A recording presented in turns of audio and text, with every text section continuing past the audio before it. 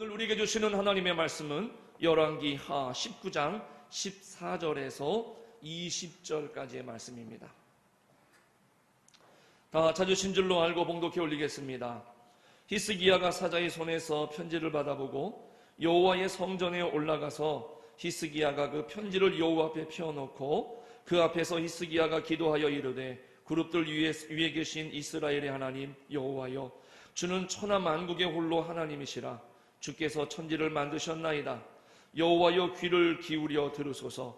여호와여, 눈을 떠서 보시옵소서. 사내립이 살아계신 하나님을 비방하러 보낸 말을 들으시옵소서. 여호와여, 아수르 여러 왕이 과연 여러 민족과 그들의 땅을 황폐하게 하고 또 그들의 신들을 불에 던져 싸우니 이는 그들이 신이 아니요 사람의 손으로 만든 것 곧 나무와 돌뿐이므로 멸하였나이다. 우리 하나님 여호와여, 원하건대 이제 우리를 그의 손에서 구원하옵소서.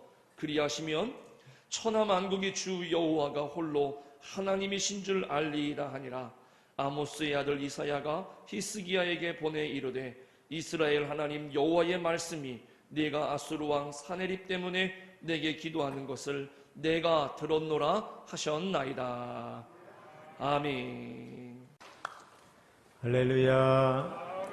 우리 옆 사람하고 반갑게 인사하겠습니다. 잘 오셨습니다. 사랑하고 축복합니다. 한 번 더 인사합니다. 120세까지 건강하게 사세요. 6월 24일, 25일 이틀간 우리 철원 지역에서 헌혈을 하게 되는데, 당초는 3대를 해서 우리 철원감리교회가 1대를 맡고 나머지 2대가 이제 저 기마 쪽, 또 우리 군청 있는 쪽, 갈마릅 쪽으로 이렇게 했는데 생각보다 많은 사람들이 호응이 있어서 4대로 하게 됐고요. 그래서 우리 교회는 25일 날 이날 하루 우리 교회만 단독으로 하게 됩니다.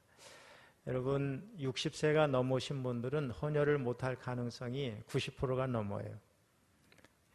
60세 이하인 분들이 많이 신청을 해야 됩니다. 평상시에 교회가 뭐 이런 일을 해야 한다, 저런 일을 해야 한다, 막 말은 잘하는데 교회에서 사회에 좀 좋은 일을 할 때는 뒷공문이 치는 사람이 많은데 우리 교회는 그런 일이 없기를 바랍니다. 저 밑에 가셔서 60세 이하가 되신 분들이 주로 많이 적어주시면 좋겠어요. 60이 넘으신 분들은 아마 10년 안에 헌혈을 한 어떤 그런 일이 있어야 가능하다, 그런 얘기가 있습니다. 그러니까 우리 교회에서 50명을 채우려면 70명 이상이 신청을 해야 50명이 겨우 될까 말까 한데 우리 젊은 사람들이 많이 나가다가 이름을 적어주시면 좋겠습니다. 유모입니다. 한 젊은이가 오랜만에 친구 집에 전화를 걸었더니 친구 어머니가 받았습니다. 여보세요. 그 다음에 생각이 안 나는 거예요. 친구 이름이 생각이 안 나는 거예요. 우리 그럴 때가 있죠.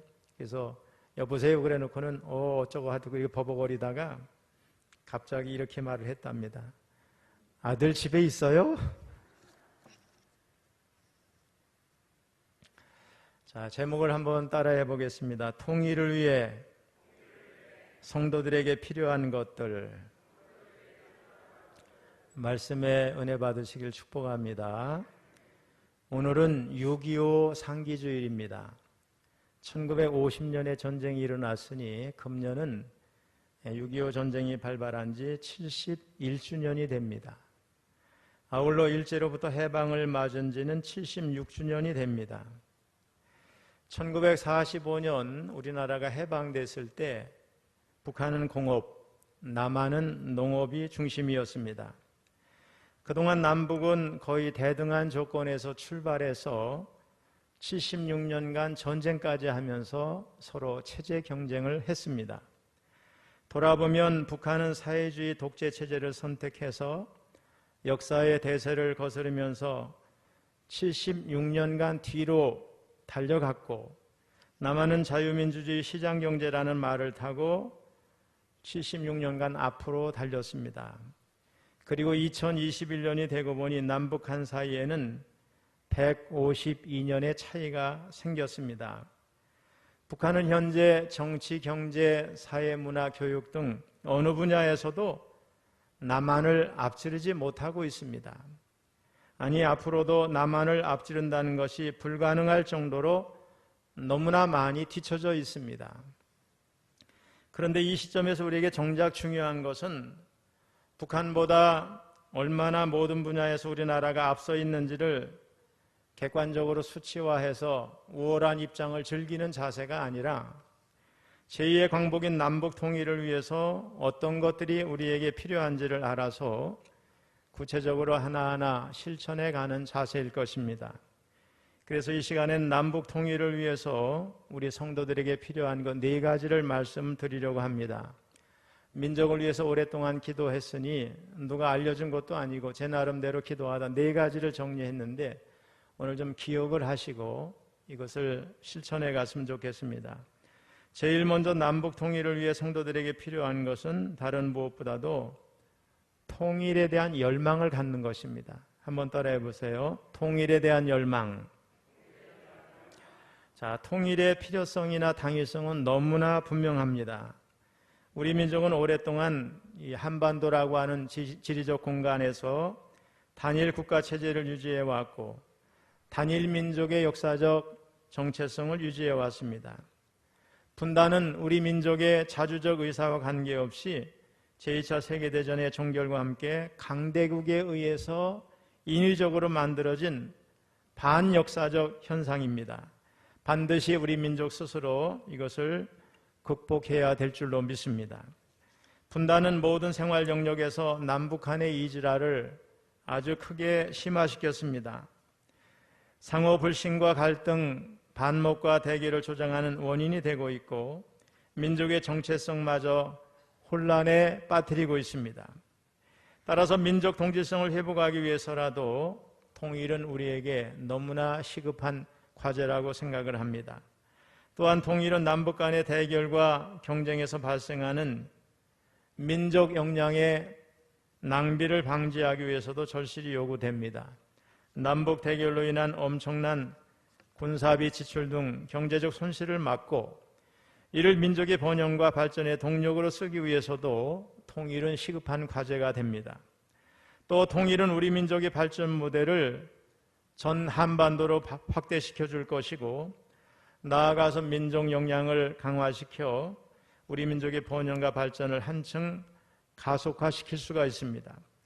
통일한국은 국제적 지위도 높아질 것이고 영향력도 강화돼서 우리 주변 내에 이제 질서를 확립하는데 주도적인 역할을 할 수 있을 뿐만 아니라 우리 세계 평화와 인류 공용에도 우리나라가 많이 기여하게 할 수 있으리라고 생각을 합니다. 문제는 이러한 통일의 필요성과 당위성에도 불구하고 우리 국민의 통일의식이 너무 낮다는 데 있습니다.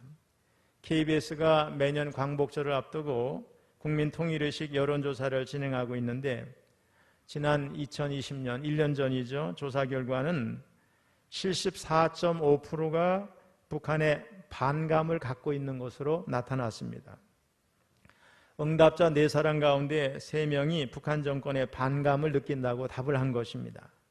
통일의 필요성에 대해서는 큰 부담이 없으면 통일돼야 한다가 44.2%, 상당 기간 공존 상태 유지가 24.3%, 통일이 되지 않은 편이 차라리 낫다 16.2%, 그리고 반드시 통일돼야 한다는 가장 낮아요 15.4%입니다. 참으로 안타까운 일입니다.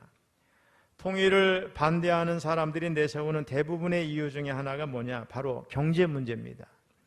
물론 통일 이후의 비용은 만만치 않으리라고 생각을 합니다.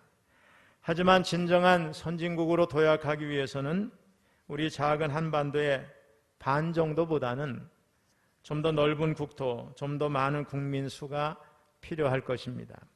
한 연구에 의하면 한 나라가 다른 나라에 휘둘리지 않는 진정한 선진국으로 도약하기 위해서는 적어도 인구가 1억 명이 넘어야 된다. 이런 연구 결과가 있습니다.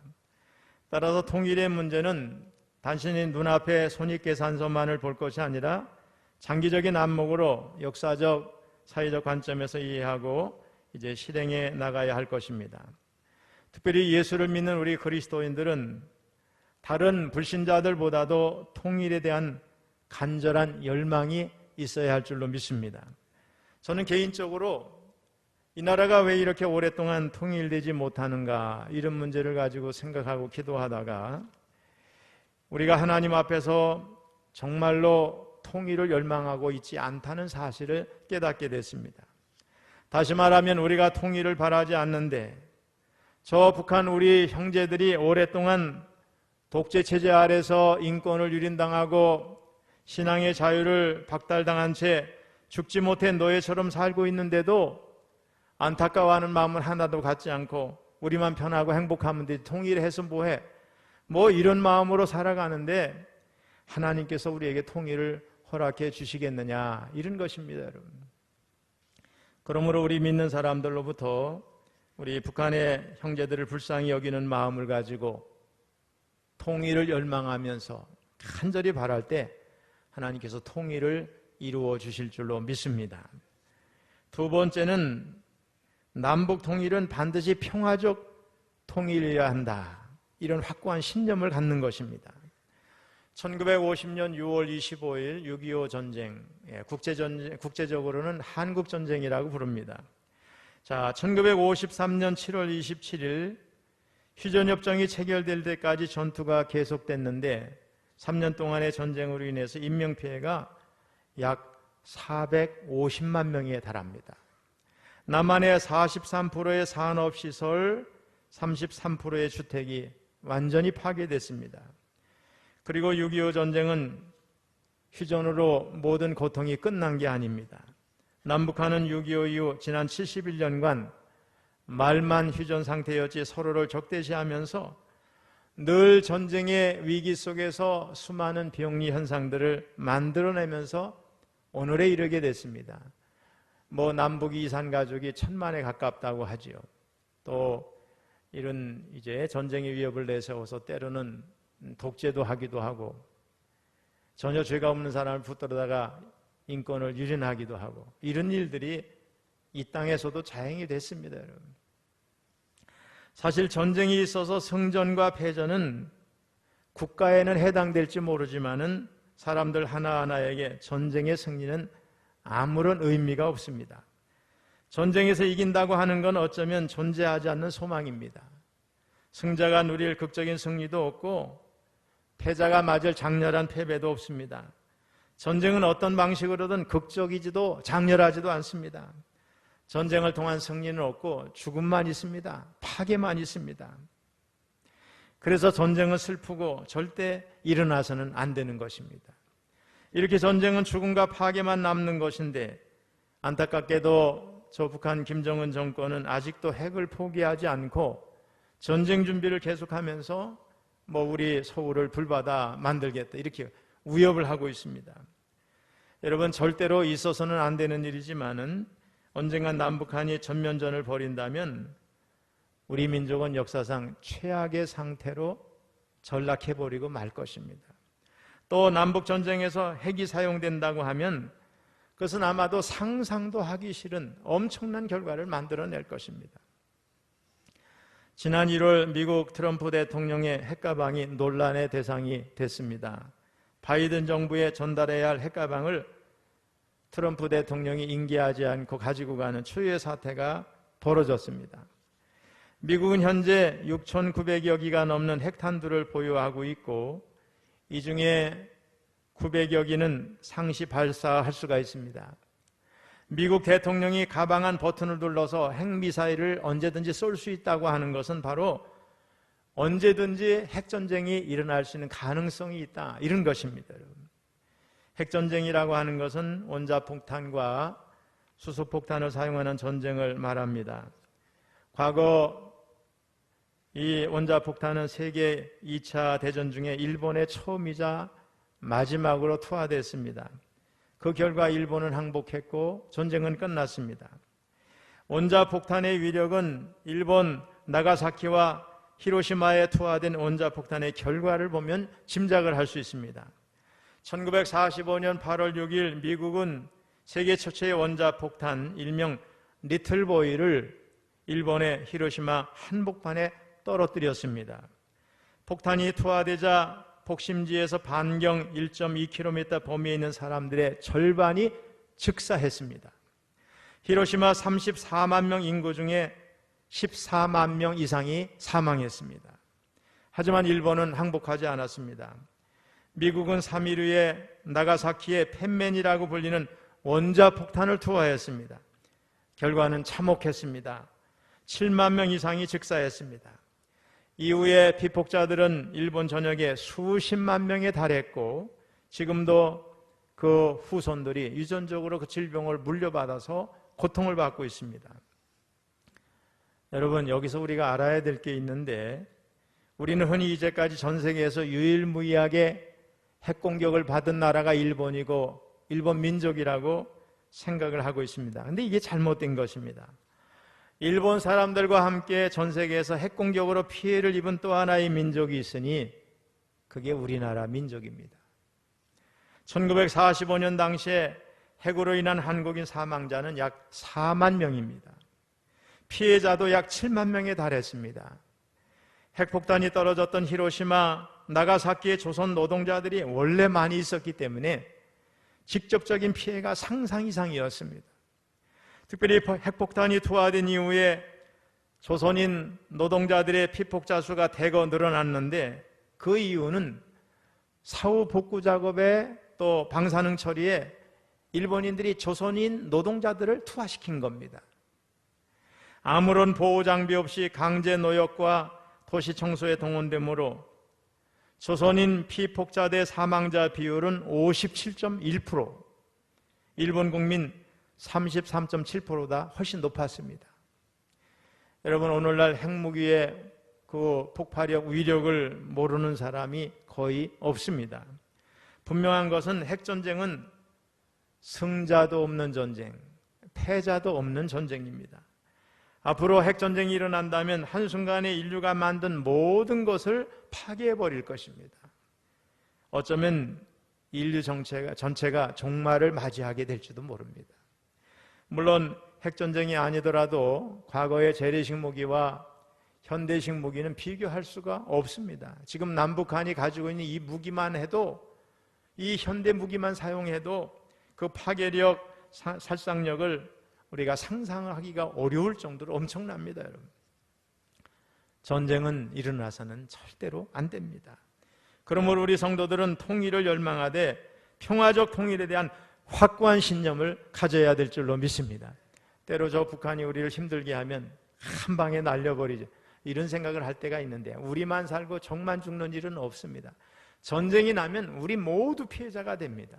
그래서 어떤 경우에도 아무리 작은 평화라도 전쟁보다는 낫다, 이런 생각을 꼭 우리가 가져야 될 줄로 믿습니다. 세 번째로 통일을 위해서 우리 성도들에게 필요한 한 가지는 뭐냐? 통일은 하나님이 하신다고 하는 믿음입니다. 하나님은 개인뿐만 아니라 한 나라의 흥망성쇠도 좌우하십니다. 하나님은 전쟁과 평화를 좌우하시는 분이에요. 우리 성경에 보면 전쟁은 여호와께 속했다 그랬습니다. 오늘 성경 본문만 말고 그 앞에 있는 장부터 쭉 읽어보면 하나님이 역사하시는 장면을 우리가 볼 수 있는데 제가 요약을 한번 해보겠습니다. 일찍이 남유다 히스기야 시대에 아수르 왕 사네립이 침범을 해가지고 남쪽에 있는 유다에 있는 모든 성읍들을 다 점령을 했습니다. 그때 히스기야 왕이 아수르 왕에게 잘못했다면서 시키는 대로 하겠다고 말했어요. 그랬더니 아수르 왕이 은 300달란트, 금 30달란트를 요구했고 히스기야는 성전과 왕궁 곳간에 있는 은을 다 내줬어요. 심지어 성전 문의 금과 자기가 모든 기둥에 익힌 금까지 다 베껴가지고 아수르 왕에게 주었습니다. 그런데 아수르 왕 사네립은 랍사게로 하여금 대군을 거느리고 예루살렘으로 가서 예루살렘을 함락시키고 히스기야를 잡으라고 명령을 했습니다. 랍사게는 엄청난 협박과 하나님을 모독하는 말을 하고 유다 말로 백성들에게 히스기야에게 속지 말라고 선무했습니다. 선무라는 말은 우리 전쟁 때 쓰는 용어라고도 할 수 있고 우리 철원 사람들은 잘 알죠? 우리 선무 방송이 얼마 전까지 있었잖아요. 북한에서 하는 방송도 있고 우리가 하는 것도 있죠. 이게 선무 방송인데 상대방을 회유하고 이렇게 부추기는 거죠. 탈북하라고 그러고 이런 문제가 있다고 그러고 막 이렇게. 그렇게 여러분 히스기야와 이 백성들이 아수르에서 하는 이 선무 말을 들어야 됐습니다. 그런데 유다 백성들은 한마디도 하지 않고 잠잠했어요. 왜? 히스기야 왕이 대꾸하지 말라고 명령을 한 것입니다. 마침내 신하들이 히스기야에게 나아가서 랍사게의 말을 전하니까 히스기야가 충격을 받고 옷을 찢고 굵은 배를 두르고 어디로 갔느냐? 성전으로 들어갔어요. 히스기야가 위대한 건 이렇게 하나님을 의지하는 왕이었다는 거예요. 그리고 이사야 선지자에게는 신복을 보내서 기도를 부탁했습니다. 그때 이사야가 하나님의 말씀을 전합니다. 우리 19장 6절 7절을 같이 읽어봅니다. 시작. 이사야가 그들에게 이르되 너희는 너희 주에게 이렇게 말하라. 여호와의 말씀이 너는 아수르 왕의 신복에게 들은 바 나를 모욕하는 말 때문에 두려워하지 말라. 내가 한 영을 그의 속에 두어 그로 소문을 듣고 그의 본국으로 돌아가게 하고 또 그의 본국에서 그에게 칼에 죽게 하리라 하셨느니라 하더라. 여러분, 하나님의 이 말씀을 히스기야 왕이 들었을 때 얼마나 용기 백배했겠어요. 히스기야는 담대함을 얻어가지고 아수르 사네립 왕이 사자를 통해서 보낸 하나님에 대한 모독과 위협의 내용이 담긴 이 협박 편지를 가지고서 성전에 올라가서 그 편지를 하나님 앞에 펴놓고 적들의 손에서 구원해달라고 기도합니다. 그게 오늘 본문 19절입니다. 같이 읽어봅니다. 시작. 우리 하나님 여호와여 원하건대 이제 우리를 그의 손에서 구원하옵소서. 그리하시면 천하 만국이 주 여호와가 홀로 하나님이신 줄 알리이다 하니라. 이 하나님은 이사야를 통해서 네가 아수르 왕 사네립 때문에 네가 기도하는 것을 내게 기도하는 것을 다 들었다. 이렇게 말씀을 하십니다. 자, 32절로 34절 읽어봅니다. 시작. 그러므로 여호와께서 아수르 왕을 가리켜 이르시기를 그가 이 성에 이르지 못하며 이리로 화살을 쏘지 못하며 방패를 성을 향하여 세우지 못하며 치려고 토성을 쌓지도 못하고 오던 길로 돌아가고 이 성에 이르지 못하리라 하셨으니 이는 여호와의 말씀이시라. 내가 나와 나의 종 다윗을 위하여 이 성을 보호하여 구원하리라 하셨나이다 하였더라. 그리고 나서 참으로 놀라운 일이 벌어집니다. 바로 아수르의 대군이 하나님의 사자에 의해서 다 한순간에 죽어버리고 사네립 왕도 자객에 의해서 결국 살해를 당하게 됩니다. 자, 35절로 37절 읽어봅니다. 시작. 이 밤에 여호와의 사자가 나와서 아수르 진영에서 군사 18만 5천 명을 친지라. 아침에 일찍 일어나 보니 다 송장이 되었더라. 아수르 왕 사네립이 떠나 돌아가서 니느웨에 거주하더니 그가 그의 신 니스록의 신전에서 경배할 때 아드람멜렉과 사레셀이 그를 칼로 쳐 죽이고 아라랏 땅으로 그들이 도망하며 그 아들 에살핫돈이 대신하여 왕이 되니라. 여러분, 우리가 이게 성경에만 나와 있는 내용이 아니고 역사서에도 그때 거기 질병이 돌아서 한순간에 18만 5천 명 대군이 죽었답니다. 그리고 아수르 왕도 본국에 돌아가서 암살당하고 나서 아수르란 나라가 급격히 무너지게 됩니다. 여러분, 우리가 이 성경을 보면서 알 수 있는 건 뭐냐? 히스기야 왕이 아수르 대군과 싸워서 전쟁을 해서 이긴 게 아닙니다. 히스기야 왕이 한 일은 성전에 올라가서 적국에서 보낸 협박 편지를 하나님 앞에 펴놓고 우리 살려달라고, 우리 지켜달라고, 우리 구원해달라고 기도한 것뿐인데 하나님은 이런 왕의 믿음을 보시고 직접 아수르 군대와 왕을 죽게 하신 줄로 믿습니다. 이러보건대 전쟁은 무기로 하는 게 아니에요.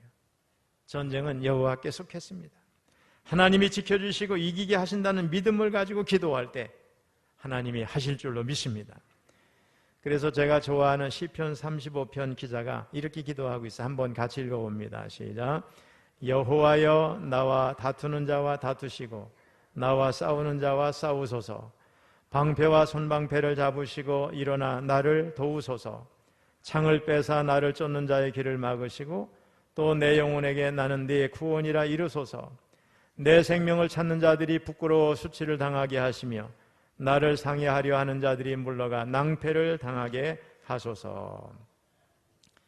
여러분, 통일도 마찬가지입니다. 하나님이 빨리 되게 하실 수도 있고 좀 더 기다리게 하실 수도 있습니다. 분명한 건 뭐냐? 하나님이 하실 때 의외로 통일은 간단한 일이 된다고 하는 거예요. 어쩌면 우리가 자고 일어나니까 통일이 됐다, 아마 이런 사실을 우리가 보게 될지도 모르겠습니다. 자, 마지막으로 통일을 위해 성도에게 필요한 게 뭐냐? 자, 한번 따라해서 통일을 위한 간절한 기도. 여러분, 서독, 동독이 통일된 거 아시죠? 냉전 시대에 독일이 통일될 거라고 아무도 생각을 못했습니다.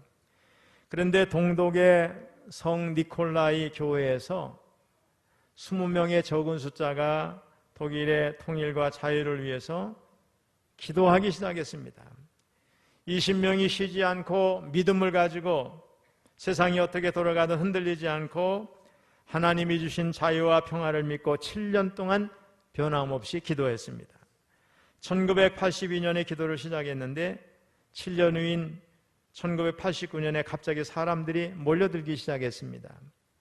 20명으로 시작한 기도 운동이 1000여 명으로 불어났고, 그들이 교회 안에서 기도를 할 수 없으니까 교회 앞마당에서 월요 기도회를 했습니다. 기도회가 끝난 다음에는 또 행진도 했습니다. 일주일 후에는 10,000여 명이 모였습니다. 그 다음 주에는 20,000여 명이 모였습니다. 그 다음 주 10월 16일에는 전 동독의 모든 분야의 사람들 12만 명이 넘는 사람들이 모여서 행진을 했습니다. 그러자 동독 정부는 더 이상 탄압할 수 없고 제재를 할 수 없기 때문에 진압을 포기하고 오히려 두려움에 떨게 되었습니다. 동독의 호네코 수상은 자유를 외치는 12만 명의 기도용사들의 행진에 두려워서 결국 소련으로 망명을 했습니다. 그가 망명한 지 3주 후인 11월 9일 기도회를 시작한 지 7년 만에 베를린 장벽이 무너져 내렸습니다. 동독의 성 니콜라의 교회를 가본 일이 있습니다. 큰 교회가 아니었습니다. 그런데 그 교회에서 성도들이 기도하면서 이런 놀라운 역사가 일어났고, 그때 기도했던 그 교회 목사님들이 한국교회도 방문하고 그랬습니다. 여리고의 초롱성 같은 베를린 장벽이 무너지리라고 누가 감이나 꿈을 꿨고 상상이나 했겠습니까? 전적으로 자유를 달라고 외쳤던 하나님의 백성들의 부르짖는 기도에 하나님이 응답하신 줄로 믿습니다. 동독에서 시위가 일어나니까 서독의 당시 헬무트 콜 수상이 소련의 고르바초프에게 무력을 쓰지 말고 동독에서 철수를 해달라고 요청을 했고, 이 제안을 받아들여서 소련은 군대를 철수하겠다고 했습니다. 그리고 군대 이동 경비와 군 막사를 짓는데 돈이 없다고 하니까 콜 수상이 우리가 다 대주겠다고 했어요. 그래서 소련군이 다 철수를 했습니다. 유혈 사태 없이 베를린 장벽이 그대로 무너져 내리고 말고 통일이 된 것입니다. 여러분, 이제 우리나라 차례입니다. 우리 한국교회 성도들 이 기도의 손이 하늘로 다 올라가야 돼요. 이 기도로 인해서 여리고와 베를린 장벽과 구소련의 공산정권이 무너진 것처럼 북한이 무너져 내릴 줄로 믿습니다. 북한에서 김정은 정권을 대적하는 시위가 어느 날 갑자기 일어날 수 있고, 마침내 휴전선이 순식간에 무너져서 평화적으로 복음 통일이 이루어질 줄로 믿습니다. 우리나라 재헌의회가 열렸을 때 임시의장이 이승만 박사였어요. 그때 이승만 박사가 갑자기 국회에서 재헌의회를 열면서 대표기도를 시켰어요. 자유당 시절에 국무총리 서리를 지낸 이윤영 목사입니다. 이분이 목사의 신분으로 재헌의원이 됐고, 이승만 대통령이 임시의장이 돼서 사회할 때 기도해달라고 해서 기도를 했는데, 그 기도문이 아주 너무나도 감동적이에요. 국회에 제가 가서 그걸 사진을 찍어다가 제가 설교할 때도 자주 인용하지만은 목회계획서 그 전문을 실은 적이 있습니다. 근데 그 이윤영 목사님이 이런 말을 했어요. 한번 들어보세요. 어떤 사람은 우리나라 땅 모양이 호랑이를 닮았다고도 하고 토끼를 닮았다고도 하고 버선, 새우, 심지어는 춤추는 기생을 닮았다고도 합니다. 그러나 우리나라 모습은 기도하는 모습입니다. 제주도는 벗어놓은 신발이요, 본토는 무릎 꿇고 두 손을 높이 모으고 기도하는 사무엘의 모습입니다. 우리 민족은 기도해야 하는 민족이고 기도로 세계를 지배해야 할 사명을 타고난 민족입니다. 우리 민족은 무력으로 세계를 지배할 민족이 아니라 기도로 세계를 지배할 민족입니다. 여러분, 가슴이 뜨거워지지요.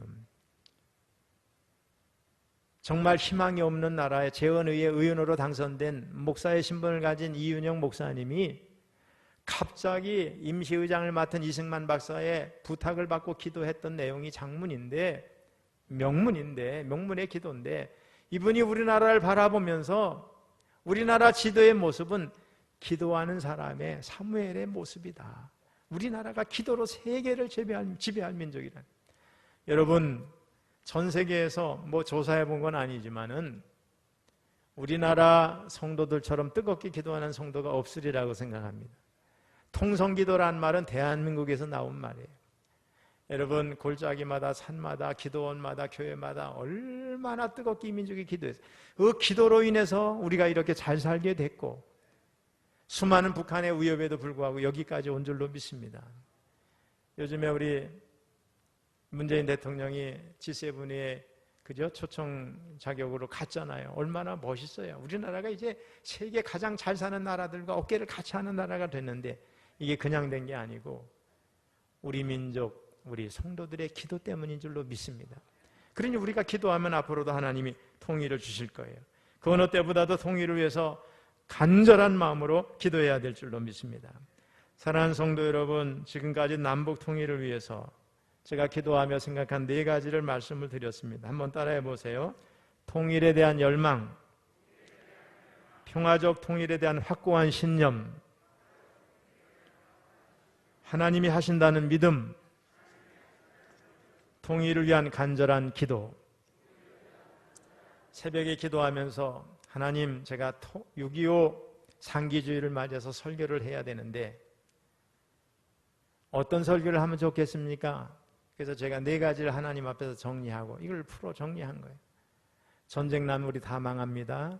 전쟁은 안 된다는 생각을 확고하게 가지시고, 우리가 하는 게 아니라 누가 하세요? 하나님이 하십니다. 우리가 할 일은 뭐예요? 기도입니다. 6.25 상기주일에 참석한 성도 여러분 모두 이 말씀을 잊지 말고 쉬지 않고 기도함으로 이 땅에서 남북분단의 견고한 진이 한순간에 무너지고 평화통일, 복음통일의 대역사가 일어나는 것을 우리 눈으로 직접 목도하는 그런 역사의 주인공들이 다 되시기를 주님의 이름으로 축원합니다. 우리 이 시간 한 1분 정도만 통일을 위해서 같이 기도하는 시간을 가질 텐데, 여러분 전부 옆 사람의 기도 소리가 들리지 않을 정도로 간절한 마음으로 여러분 기도했으면 좋겠습니다. 4가지를 말씀드렸어요. 뭡니까? 통일에 대한 간절한 열망, 또 평화적 통일에 대한 확고한 신념, 하나님이 하신다는 믿음, 통일을 위한 간절한 기도입니다. 4가지 생각을 하면서 우리 주여 3창 부르고 간절한 마음으로 기도하겠습니다. 주여, 주여, 주여. 아버지 하나님, 남북이 분단돼서 전쟁하고 나서 71년이 지났습니다. 하나님, 여기까지 인도해 주시고 우리 민족에게 복을 주셔서 아버지 선진국이 되게 하신 하나님의 은혜를 생각할 때마다 너무나 감사를 드립니다. 그러나 한편으로는 저 북녘 땅에 우리의 동포들을 생각하면 마음이 아픕니다. 하나님, 통일을 생각하며 통일을 열망한 마음을 우리에게 허락하여 주시옵소서. 평화적 통일이 이루어져야 한다는 확고한 신념을 우리에게 주시옵소서. 하나님이 통일을 이루실 거라고 하는 믿음도 주시옵소서.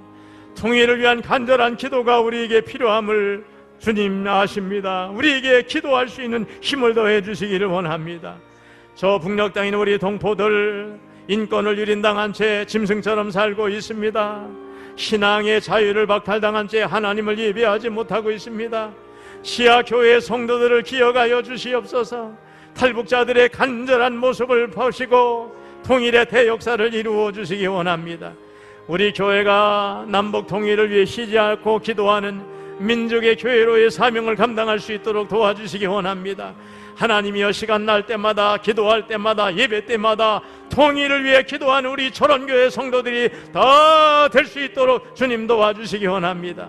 이 통일기도 운동이 우리 감리교회는 물론 이 나라 6만여 모든 교회에 파급되어서 교회들마다 뜨겁게 기도하게 하여 주시고, 이 기도가 하나님을 움직이며 하나님의 놀라운 역사를 하나님이 우리가 바라며 기도할 때 하나님이 직접 역사하셔서 평화 통일의 대역사를 이루실 줄로 믿습니다. 하나님, 저 동독과 소득이 기도하는 무리들로 인하여 아버지, 피해 혁명이 아니고 피해 통일이 아니고 평화적 통일을 이룬 것처럼 이 나라도 평화적 통일의 대역사를 이루어 주시옵소서. 특별히 우리 철원교회 많은 성도들이 하나님 앞에 뜨겁게 기도하여 이 모든 놀라운 역사를 이루고 우리 세대의 우리 눈으로 통일을 볼 수 있도록 역사하여 주시옵소서. 예수님의 이름으로 감사하며 기도하옵나이다. 아멘.